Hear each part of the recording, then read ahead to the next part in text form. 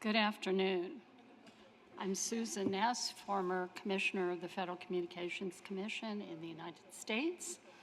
And for the next hour, our panel on technological disruption, new challenges for global governance, will examine how disruptive technologies are reshaping the global governance landscape. We'll discuss both the opportunities and risks, as well as the governance pathways forward, including through the United Nations. But most importantly, we'll end in time for lunch. The exponential pace of technological innovation is reshaping global governance, challenging traditional institutional boundaries and regulatory frameworks. Artificial intelligence, including artificial general intelligence, or AGI, quantum computing, biotech, cyber warfare, space tech, autonomous systems, and other disruptive technologies are evolving faster than governance can keep up. Adding to this urgency are the weaponization of AI, biotech, and cyber capabilities, the ethical implications of generic engineering, and the societal impact of algorithmic decision-making. Further complicating the situation is the intense geopolitical competition over critical technologies, the fragmentation of digital ecosystems along geopolitical lines, and the unsettling ease by which asymmetrical actors can alter powerful technologies for malicious ends. These disruptive technologies pose fundamental questions about human agency, democratic participation, and international stability. Our panel today will highlight the most pressing governance challenges and suggest practical approaches, be they local, national, multilateral, and multi-stakeholder, as well as United Nations efforts to harness the bountiful benefits of technological progress while mitigating its profound risks. So to set the stage, I'm going to begin by asking each of our panel members to identify in a phrase, simply, the most pressing governance challenge from disruptive technology facing the world today. I'm going to begin with President Korosi. Thank you very much, Susan. I'll follow your suit when you started listing those breakthrough technologies. There are many, but I would say, for our reasons, I identified 6.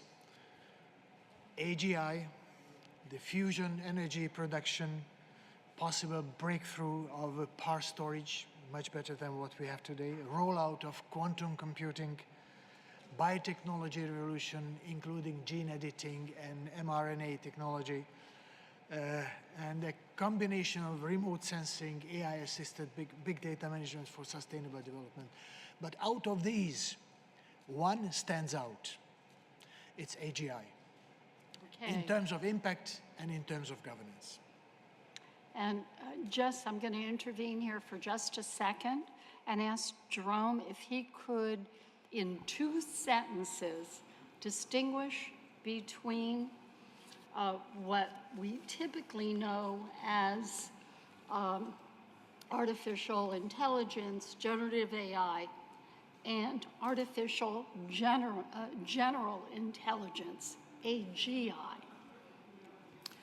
If he is here, I yes, contemporary artificial intelligence, you're all aware of. Artificial general intelligence is the next big gorilla. It's the artificial intelligence that rewrites its own code to learn and continue to learn and continue to learn and have that learning go across the entire world simultaneously with literally millions of agents of other artificial intelligences from China, from the United States, from different corporations. So imagine a swarm, like you've seen these drone swarms. I mean, a swarm of AGI agents all talking to each other and going beyond our understanding. Thank you so much. Now, returning to the question, what is the most pressing governance challenges from disruptive technology facing the world today? Minister Milica Pajanovic. I try. We have a running laughter because I have trouble pronouncing names. I think that there is no doubt we all agree on the fact that it's artificial intelligence, and more specifically generative artificial intelligence, and also large-scale artificial intelligence systems. And it's because of that that actually AI is a kind of, how we would say, meta-disruptor, which means it's not a kind of tool or disruption itself. It's something which is actually the engine of disruption of all these technologies Csaba was talking about. So that is where we should put our focus on when we are talking about the governance as such. Thank you. President Engels-Levitz, what is the most, in a phrase or two, what is the most pressing governance challenge from disruptive technology? Thank you. The most pressing challenge is, of course, AGI, as you said, but also to safeguard human autonomy. I think this is linked with development of AGI. Thank you. Wonderful. And President Boris Tadic. Thank you. The most sensitive issue from my point of view is the foundation of artificial intelligence, and which is more or less machine learning. But the improvement of that machine learning is what Mr. Glenn has been explaining right now. Which direction we are going to have is very much depend on researches, scientific researches in neuroscience, because that kind of network, synapses, are crucially important regarding further improvement and functioning of artificial intelligence. And whether we are going to have a really super sophisticated weapon or tool in our hands depend on who is going to be owner of that tool or weapon, criminals or good people, legitimate government or illegitimate government. This is one of the most sensitive issues nowadays.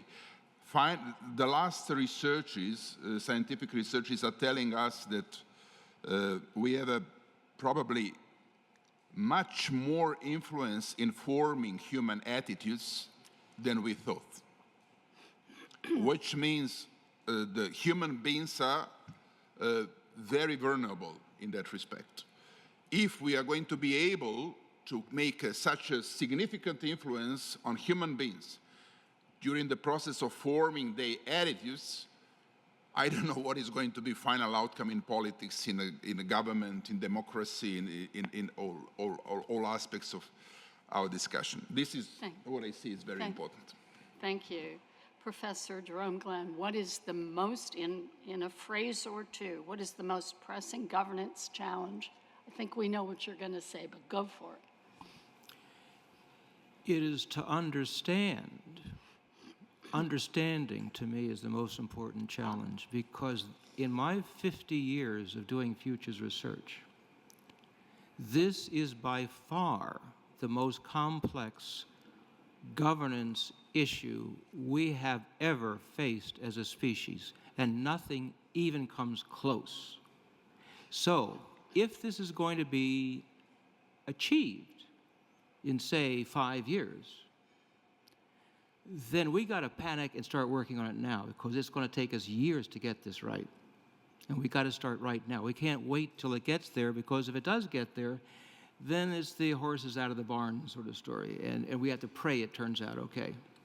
So that gives us all a flavor of what lies ahead, both on this panel, as well as in the future.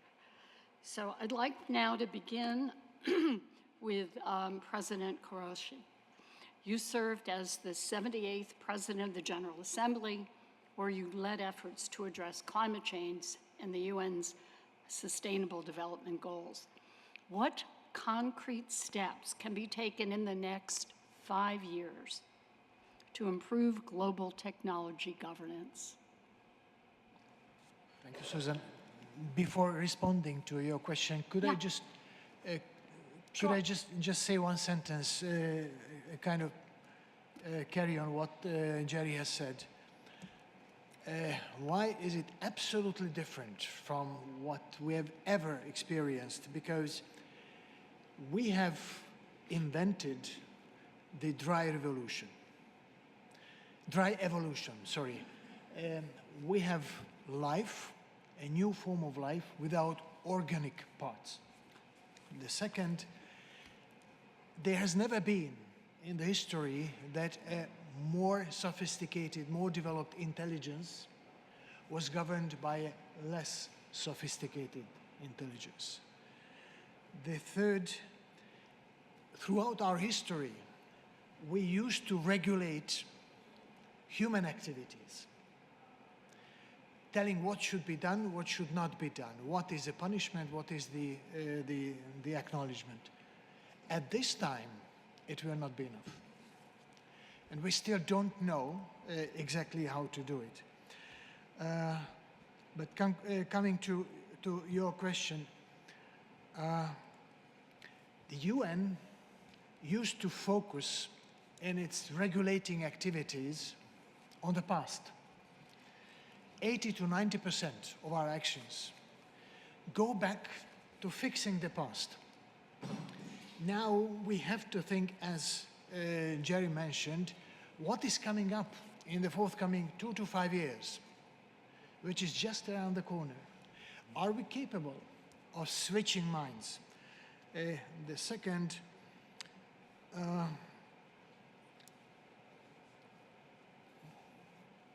we have to acknowledge that AGI is coming from the defense and security sector, and it is part of the geopolitical and market competition.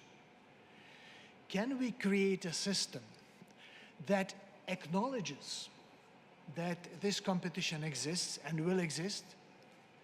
We do not want to slow down or stop technological development, still want to bring the level of safety and security measures to the level of the pace of development, what we are witnessing now. So, 4 suggestions, very concretely. It would be good to establish a global AGI observatory under the UN to monitor AGI research and provide early warnings on security risks. Second, we need an intergovernmental, international certification system. What can be allowed to enter the market and what is disadvised to enter the market. We have similar systems for the nuclear technology. The third, I truly believe that sooner or later we'll need a UN framework convention on AGI. And the fourth, the sooner the better, we need a feasibility study for an UN AGI agency to be established. And in order to achieve that, we suggest with my colleagues and friends to organize an informal briefing for the member states to make sure that we create a common knowledge base. So we are not talking about ideology, we are talking about very concrete, tangible issues. The second, we have to make sure that whatever is being now discussed in the UN under the umbrella of AI should take AGI issues under this umbrella. We are not going to propose anything separate. We want to enrich and guide the discussions. So let me stop here. Okay, thank you. Excuse me. Let me move on to Minister Milica Pejanovic. You're a professor of engineering, and you previously served as the Minister of Defense of Montenegro, leading its accession into the NATO. What are the most urgent security vulnerabilities created by emerging technologies, and how can smaller nations protect themselves?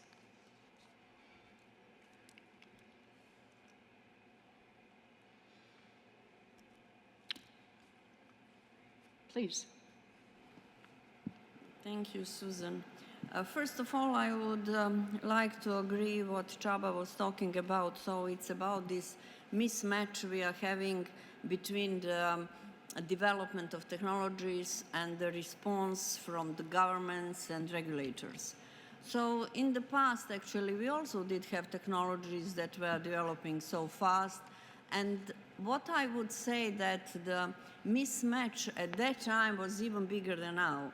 Because now with artificial intelligence and all related technologies, there is a bit better understanding at the side of governments of all these opportunities and risks. And there is a political will to act more fast, I would say, than it was the case in the past. I've been working with all these cellular wireless communications and everything, and I remember the time when internet came in, when we did have all these generations of wireless, 3G, mobile internet and everything, how everyone was so confused and didn't know where to start.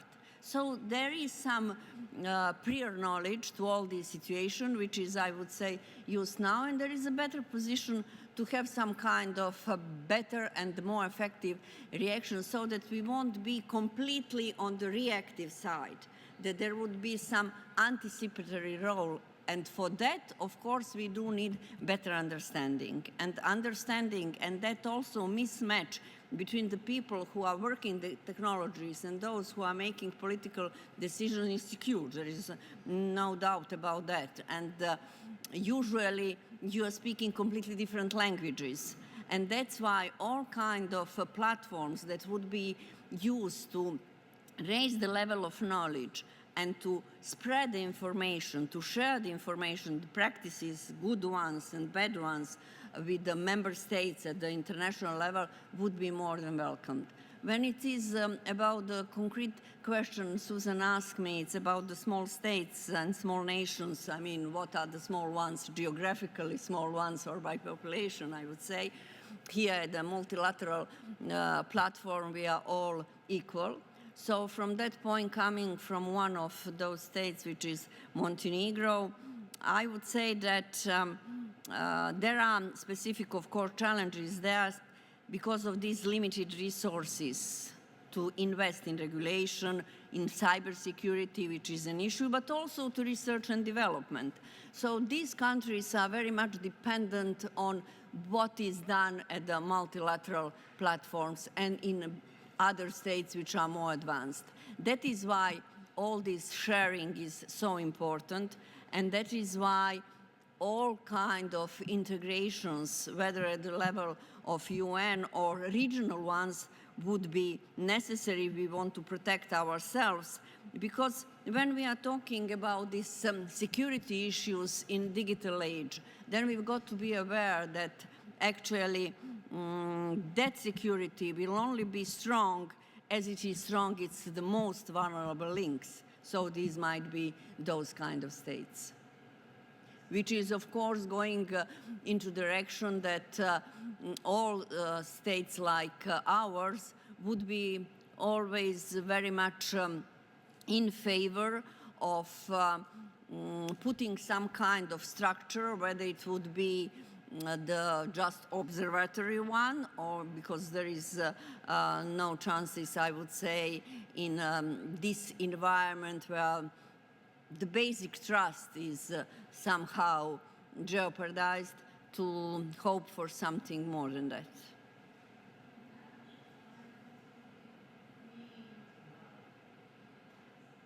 Would that require it being a national system so that we start to have, or we continue to have, gated areas by nationality or by nation, state, or regional? How would the security protection be effectuated? So that is something which should be done at various levels, of course, but none of them by itself is sufficient. So the international cooperation and then coming down to the national level is something which is necessary there because technologies have no boundaries and from there no national borders as well. So from that point, of course, no one can do, even the big country. However, we are having some attempts at this time to, I would say more the regional levels, to have some kind of steps forward in the sense of some regulative actions or something like that. But what is the final outcome? It's again a fragmentation of the global system which can't be effective as it could be at the end. Thank you. President Levitt, you were president of Latvia and a former judge on both the European Court of Justice and the European Court of Human Rights. The EU adopted the AI Act and other laws regulating the digital realm. What role do you see the AI Act playing in competition for global AI standards? Will the AI Act or China's artificial intelligence regulatory framework or something else become the blueprint for global standards, or will they coexist? How do you see from a legal perspective and regulatory perspective all of this unfolding? Yeah, thank you.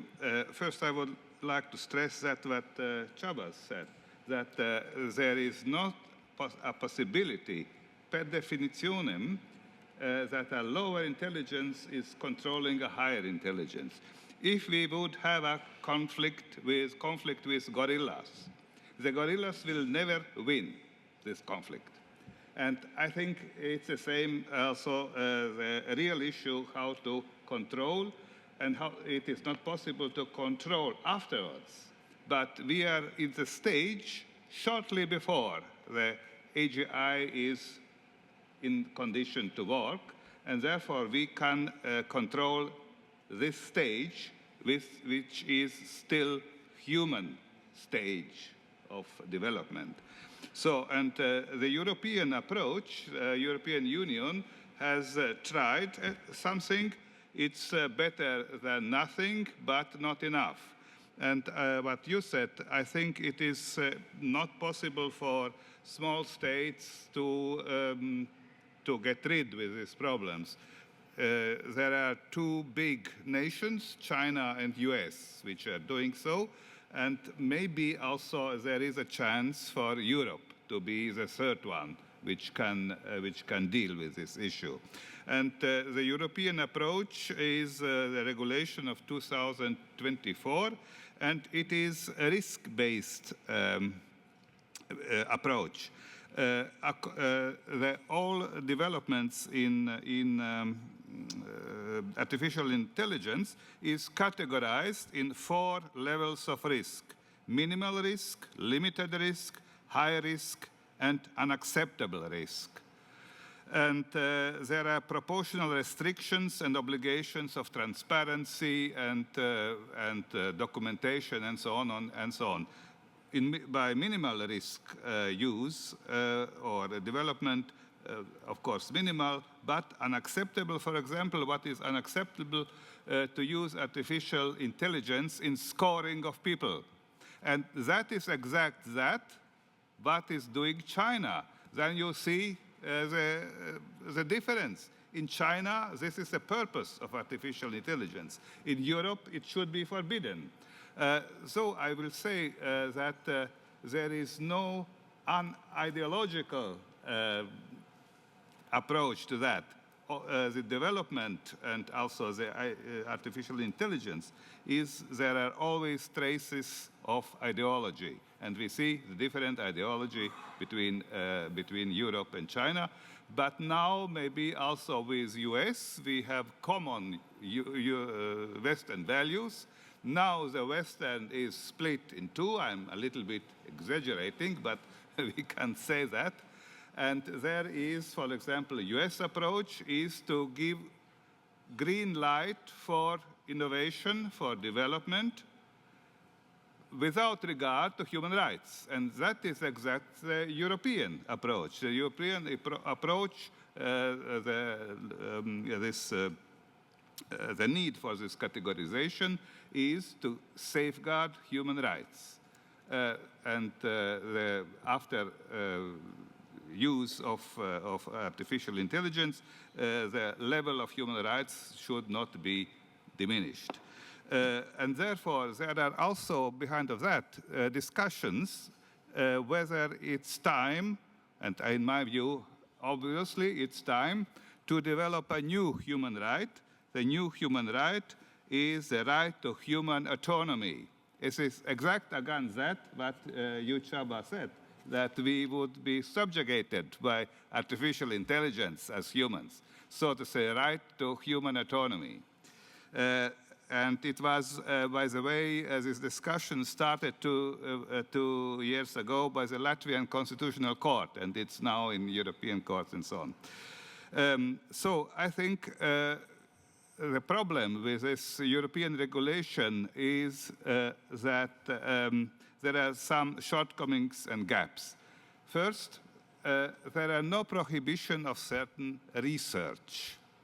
We have prohibition already in the research stage in certain areas by international treaties. For example, it would be maybe scientifically very interesting to know how to develop some biological weapons, but even research is forbidden. So there are, during the Nazi regime, there was medical experiments of human bodies, of human beings.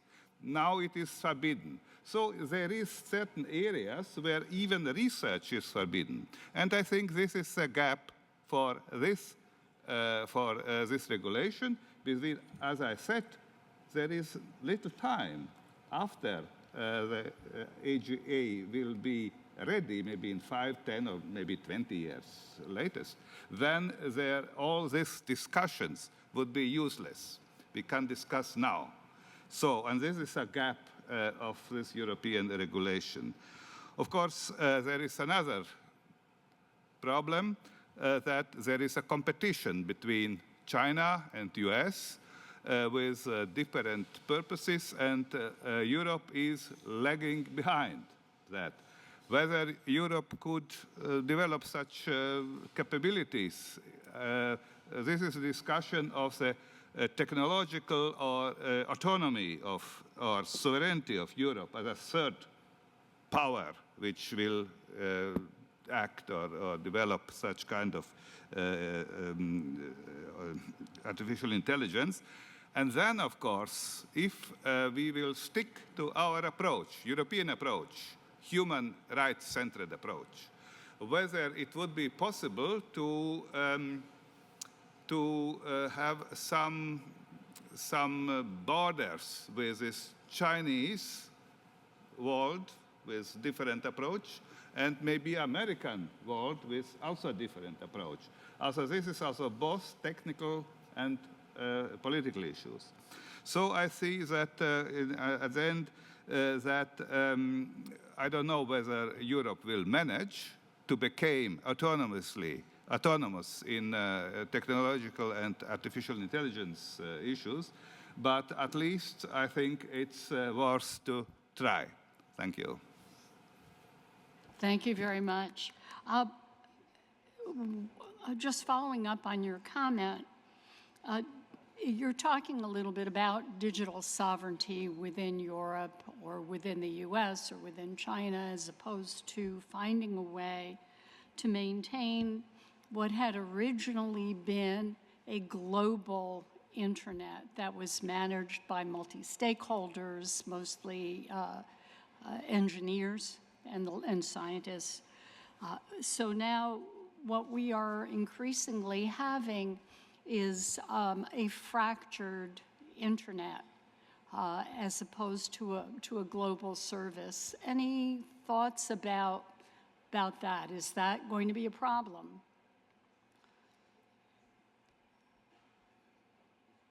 Do you have any thoughts about that, President Levitz? Fragmented internet, yes. So we have already now fragmented internet. The internet is China is not completely integrated in the world internet, which is run by American big tech companies, the rest of the world. And China is showing that it is possible and it is politically also desirable from their point of view to have autonomous internet, I would say.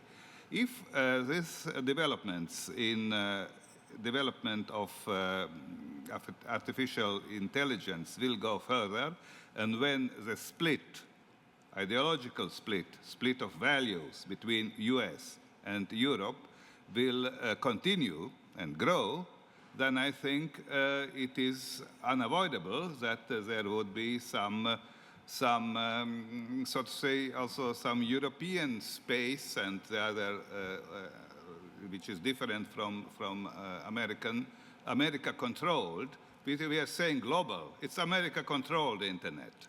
I think we should be aware of that. And so whether it is possible to have a ideologically neutral internet, I don't think. If you are looking to the answers of ChatGPT, you can see this is a specific our liberal democratic values behind the answers. And in China, maybe there are other answers. In North Korea, which is very small but autonomous internet, also other answers. So I think there is not in principle possible to have ideologically neutral internet on social issues, maybe on mathematical issues, so it's possible. No, but therefore, I think if we would, so to say, to overcome this split between US and Europe, then would be a part of China, so to say, global Western-based internet. Or if it is not possible, then I think there would emerge also a European, and maybe also there are also very good computer scientists in India. Maybe in India too there would be a Indian internet. So this answer to that. Okay, thank you. Kasaba, did you want to add something on that? Thank you much. Exactly to this point, as Eglis mentioned, the fragmentation of internet in the world is a matter of fact. Yeah. It's part of life. But it never stopped China, US, or anybody else developing AGI. So even if the fragmentation, because of ideological, political reasons, remains with us, the challenge will be here. And the challenge will be here very, very rapidly. And I would like to share with you a reaction from the Chinese side. The last week I was there to discuss in the Chinese Academy of Sciences and with the government of China this issue. They say that, yes, we have huge difference with some other big powers in terms of values, in terms of objectives, but we see the necessity of creation, a global governance safeguarding us from the most important challenges. So for me, it's a good sign. Probably it will take much, much longer time to come to the same level of values, ideologies, but there's a chance to address the immediate dangers. Thank you. Thank you. President Boris Tadic, as President of Serbia and a former telecom minister, you presided during a period of major digital transformation. How can trust be restored to legacy institutions when AI-generated mis- and disinformation, sometimes known as AI slop, is flooding online content, making it difficult for people to discern what is true and what is not?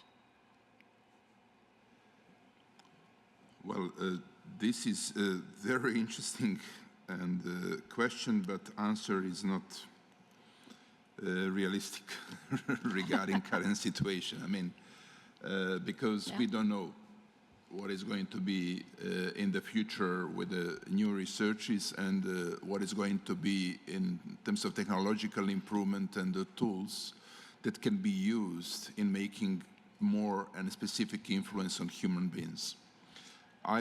In my first sentences, I was underlined the importance of human attitude, how we are forming attitudes, which kind of influence we are suffering during the forming attitude. What about resistance of our attitudes? Are we vulnerable in the process of forming attitude? Attitude is crucially important. If we are talking about autonomy of individuals, protection of individuals, freedom of thoughts, and all those things, we have to take into consideration the process of forming attitude. This is psychological foundation of our discussion nowadays. And this very much is the future of that process. How we can defend legitimacy of institutions in the process, in the moment, in the historical moment when we have a huge process of disinformation and misinformation in social media, in concrete state media also, because I'm coming from Serbia, I see that process in the state media, state-owned media. This is a very, very difficult question. I think that democracy in the classical form is not enough anymore. And this is one of the most sensitive issues regarding how we are going to defend really individual rights to form their attitude and to keep their attitude, even though influence on them is going to be brutal to change attitude in all spheres, in terms of market economy, in terms of politics, before political elections, for example. And if we have a flood of information, and misinformation, this is even bigger problem. And I can compare that with a real flood. Can we defend ourselves, our physical integrity, when we are facing with a huge flood of water? The better is to escape than to organize defense against that flood and that strength. This is very interesting. At the same time, we are living in the period of the history of mankind when the classic institutions like UN system, WTO, WHO are losing credibility because of influence of the misinformation, social media, social network, and when everyone can discuss in a different way of, for example, kind of health measures. I'm remembering when we had a discussion about COVID in Serbia. President of my country brought on the press conference one of the most respectable doctors. And one of them, who is very popular in my country, have said, COVID, I mean, this virus is a nothing. This is really nothing. You can go in Italy and for shopping, no problem for you. Nowadays, he's very popular. He became a politician. And many people lost their lives in that moment. But I remember in that situation when everyone was very much focused about getting right information to defend their health, and when only one person who has been pointing out his statements and sentences under surveillance and protection of the president, who was laughing also with him during the press conference, made horrible troubles in my country. Can you imagine how we are vulnerable and we are sensitive nowadays? At the same time, Csaba was talking, and the president of Lithuania, Latvia, about internet, and who is controlling internet nowadays?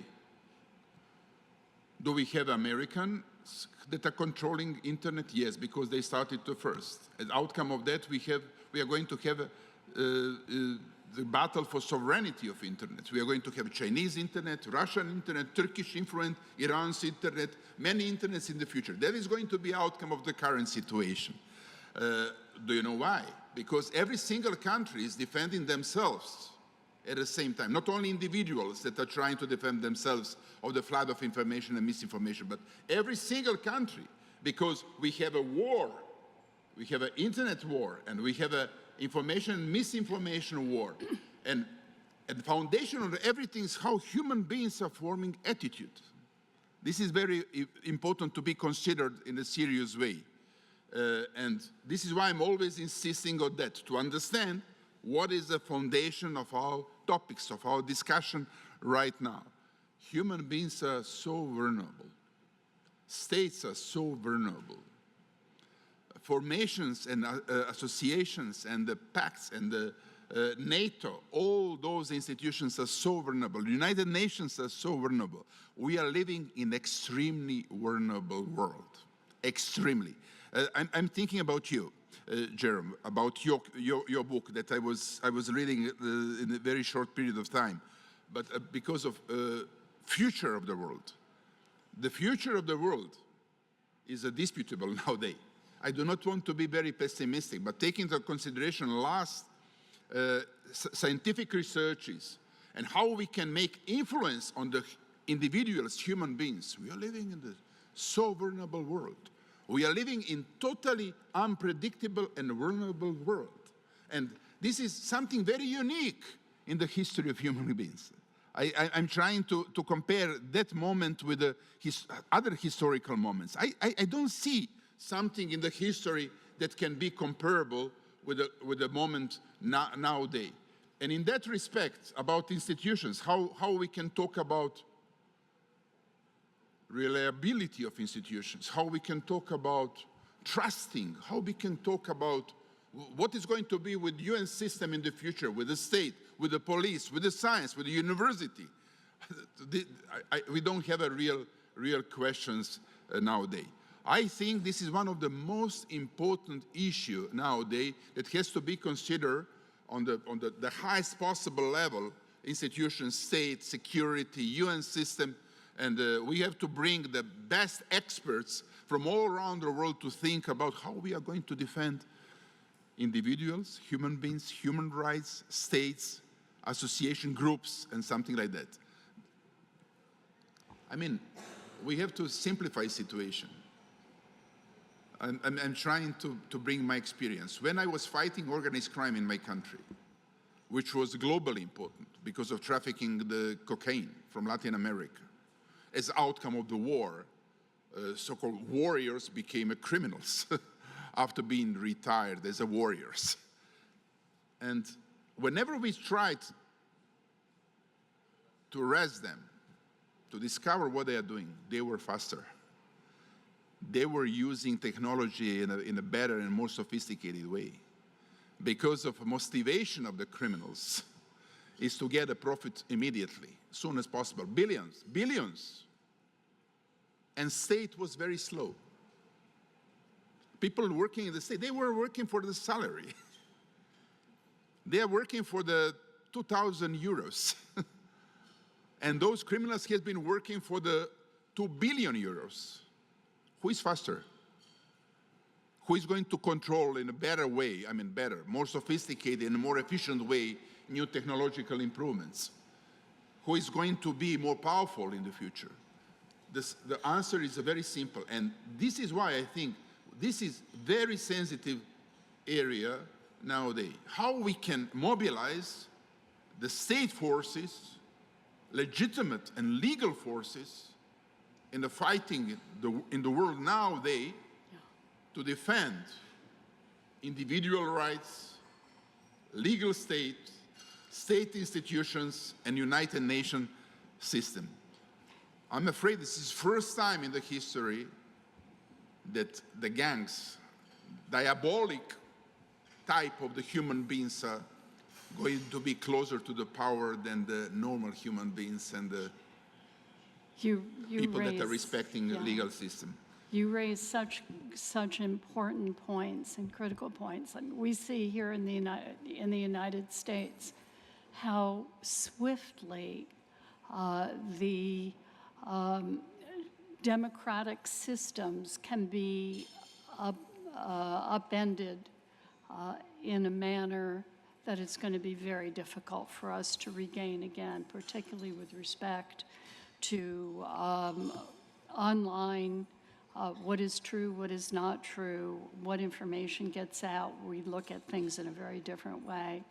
But there has to be a coming together of people to work this through, not just governments, but also civil society, as well as technology people to make a difference here. Let's move on to Jerome Glenn. Jerry, you're co-founder and CEO of the Millennium Project. You recently submitted a report that Kasaba talked about very passionately on artificial general intelligence that was submitted to the Council of UN Presidents of the General Assembly. Can you elaborate a little bit more about the recommendations, what roles you think that the UN as well as nation states can play in the developing AGI governance? Thank you. I think the most efficient cost-benefit, time to impact way to educate the world about this stuff is through a special session of the United Nations General Assembly. And I would caution you not to call it an AI session. Why? Because they'll talk about just the contemporary stuff. And there is tons of good stuff working now already on the contemporary stuff. What the real problem is we don't see the gorilla coming down the road. That's the issue. So you got to call it specifically artificial general intelligence to make sure that that's the subject. And the reason I think this is so important is that the politicians don't understand a lot of this, and they're going to have to, because they're the ones that are going to authorize the rules. So now how do you get that done? Well, if you say every country's got to make a statement, what's their position on AGI, the politicians got to turn to their own experts in their own countries, their own AI people. So that would cause a global conversation in preparation for the General Assembly between the AI expert and the politicians. I think it's the most effective, time-efficient way to do that. That's one point. The second one is all these things should start almost simultaneously. The second one is, if we're going to regulate this, what's the UN's role and what feasibility study should be done to make such a system? That should be done in parallel with nation states working on national licensing system for AGI. I'm involved with the Interparliamentary Union on trying to get nation states to begin to write the rules, because it's going to take years to get all this stuff right. So we have to do both at the same time, the international level through the UN and the national level through national licensing systems. Another recommendation was, if we do create some kind of an AI agency, it ought to have an observatory, as Shaba just mentioned, and we need to have the lead indicators of loss of control. What happens before that? So that we should have a rule that says, if we see that happening, you got to have a stop switch somehow. We're not going to let it get to that point. But you need a global system to keep track of that. The global management system, we talked about in this book that was referred to, a variety of models. There's not just one way to do this. There's a lot of good ideas on this. So we did an international study of people, how this could work. This was AI experts and politicians and international lawyers. How do you create a system? Because as Shaba pointed out, how do you manage a new kind of intelligence beyond our own intelligence? So that means the management system has to be something new we have never done before in history. It's going to have to be the multi-stakeholders, as the Secretary General has already pointed out last year, but it's also got to be a hybrid system between human and AI. And when I see these reports saying, well, we're going to have a council and keep up with the progress, we cannot keep up with the progress. We can forecast it, we can think ahead of it, and we can intervene. But we can't keep up with it. Imagine a Ferrari. You can't keep up with a Ferrari walking along next to it.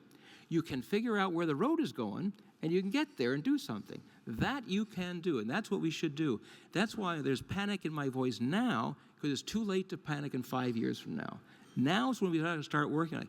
Every legislature should start to work on drafts. What would you do? What the rules? How would the license? How would it work? And they're not doing it yet. And we have to do it at the international level. And we are when it comes to contemporary AI. You've got the European stuff, you've got the Chinese stuff, you got 2 UN resolutions, you got now 3 UN Security Council, but these are all dealing with the current AI. And this is one time we've got to think ahead. May I ask you something? Yeah. Sorry, Susan, can I ask you something? I mean, you said 5 years from now. Yeah. If you're taking into account the strength and capability, institutional capability of your UN system, Right. and the global governments, Right. different powers, Right. do you think this is realistic period when Yeah. we can do that? Thank you for that question.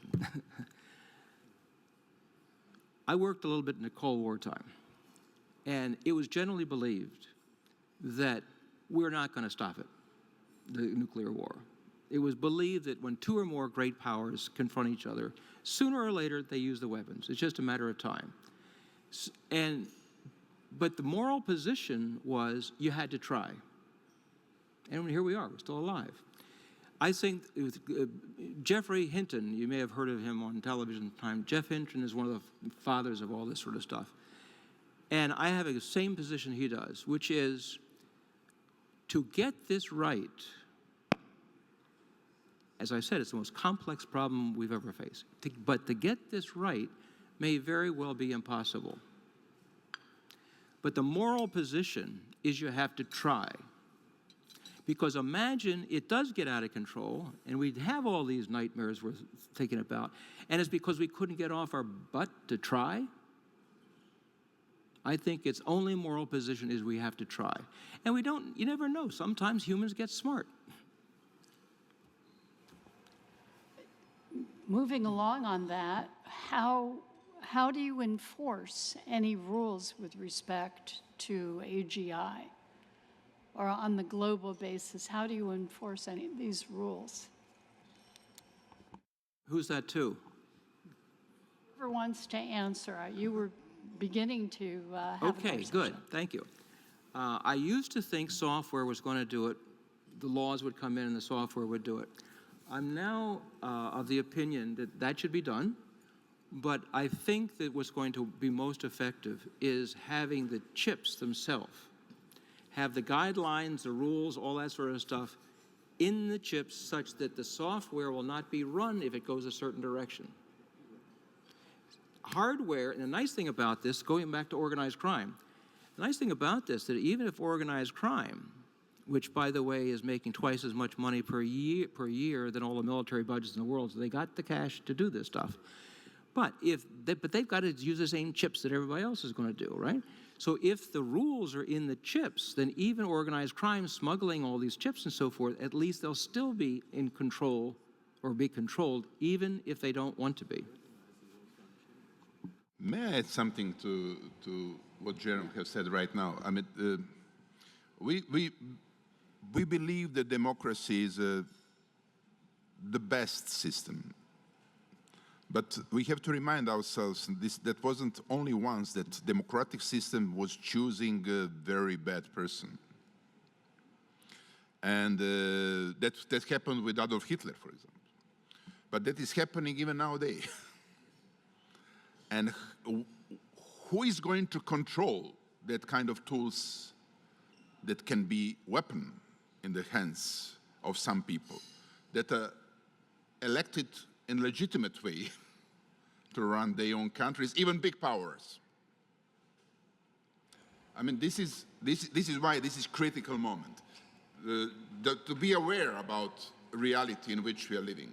Nowadays, we have scientific researches and evidence that we can make influence on every individual, how they are going to behave on the market, political market, and in the supermarket. Which kind of product they are going to buy, I mean, which is likelihood decision of the ordinary people, or for whom they are going to vote. And if you have such a weapon as a democratically elected president or prime minister in your hands, can you imagine how the world is going to look like in the future? What Jerome has said, this is really very important. I don't know whether someone, Antonio, is thinking about that, for example, or Miguel Angel Moratinos. We have to form a specific institution in UN system when, for example, President of the United States attacking on UN, making this institution weaker than ever in terms of global credibility. But this is only UN system. I don't know if we can count on some individual countries right now. To form a new institution by the scientists, people able to think in advance, and also politicians. Not all politicians are able to think about these things. I know very well politicians, but okay, some of them are able to think in that direction.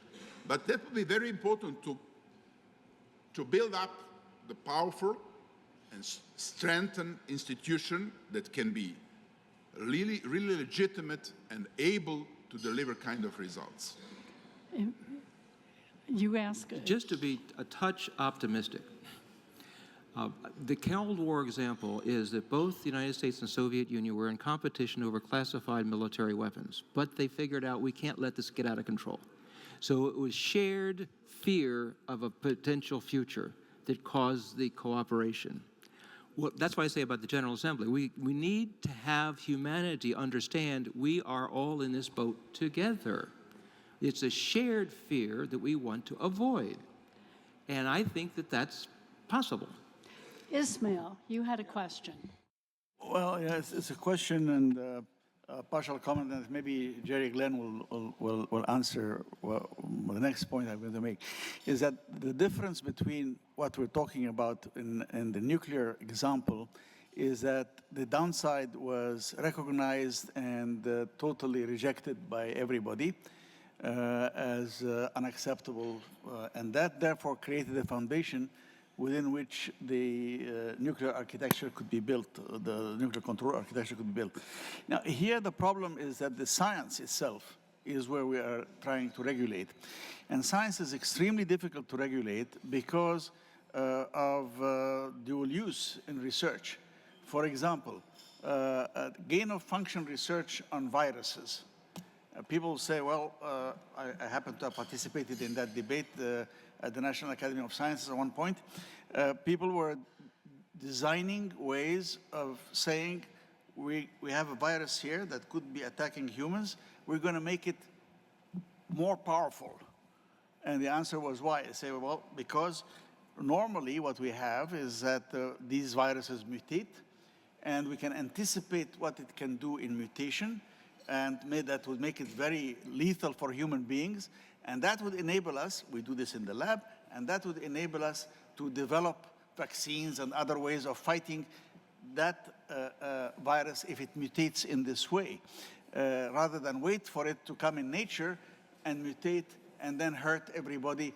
And then we're spending years on end trying to find an answer. So there are these kind of borderline cases where things are potentially useful, potentially dangerous at the same time. And regulating that, as was said in the example of the Ferrari and so on, is moving at lightning speed. And the ability to say what will be acceptable or not acceptable is very difficult. And I think that the case of the gain-of-function research on viruses is a prime case. It has the potentially great benefits, potentially great dangers at the same time. How do you regulate that? Now, when it comes to AGI, you're talking about unleashing not the virus, but unleashing something that could then mutate itself, if you want, into all sorts of additional things. And there, the boundaries that you have to put in to restrain research is going to be very difficult, because many countries will not want to restrain research for military or other reasons. And therefore, I think there is a qualitatively different aspect to regulating this problem, and I agree that it is the greatest problem that we have ever faced, this problem than other problems, because even gain-of-function research is simple compared to AGI. And even if you can regulate, there are rogue actors out there that can develop the chipsets and the like. We regulate medicines, and then people still circulate drugs and so on, but then they are treated as rogue and so on. But this would be treated as regular and acceptable research. That's a problem. We are out of time, so I want to thank everyone. This was a